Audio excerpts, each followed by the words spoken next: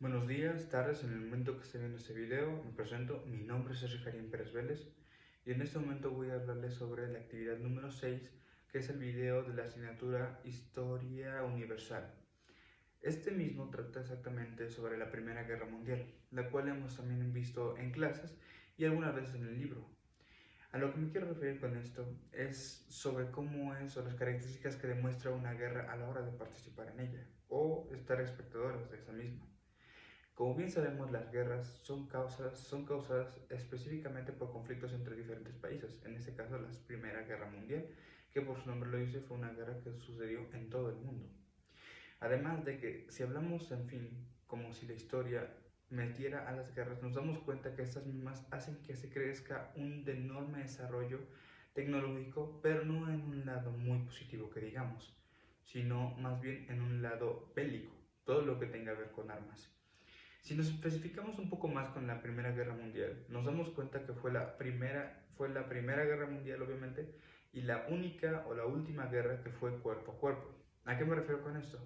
Fue la única guerra en la cual todavía se siguió luchando con armas, por decirlo, convencionales, que son arco, flecha, e incluso me atrevería a decir que incluso lanzas.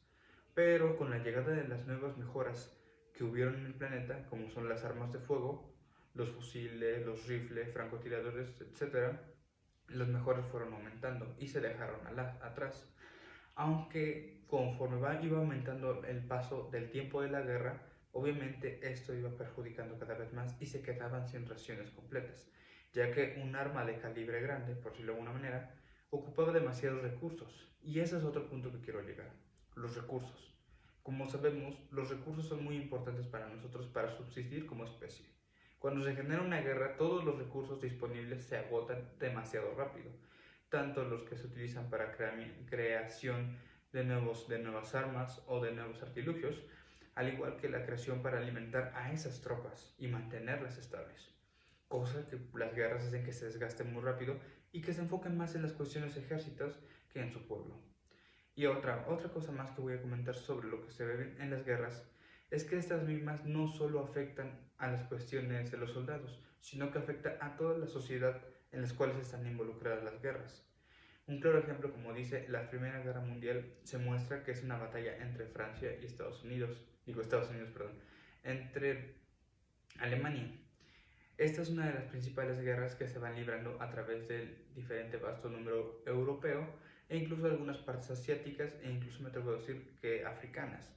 Es una guerra que se basa en diferentes partes del mundo y se va creando. Pero de igual manera, regresando al enfoque, las dos sociedades a las cuales entraron en guerra se enfocaron demasiado y gastaron muchos recursos en las cuestiones financieras del ejército, esto haciendo que su pueblo cayera en una crisis económica y alimenticia, haciendo que los pueblos cayeran en una pobreza extrema. ¿Por qué?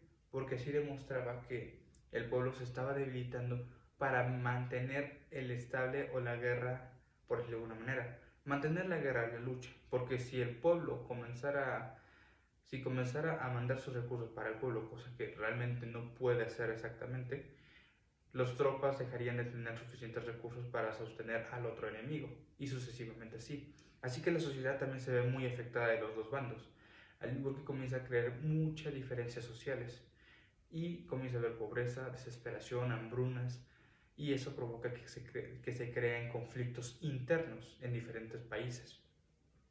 Otra cosa más que tenemos que tener en cuenta es que la Primera Guerra Mundial fue la guerra más insana posible. ¿A qué me refiero con esto? Que es la guerra que no tiene nada de ética o moral en sus cuestiones.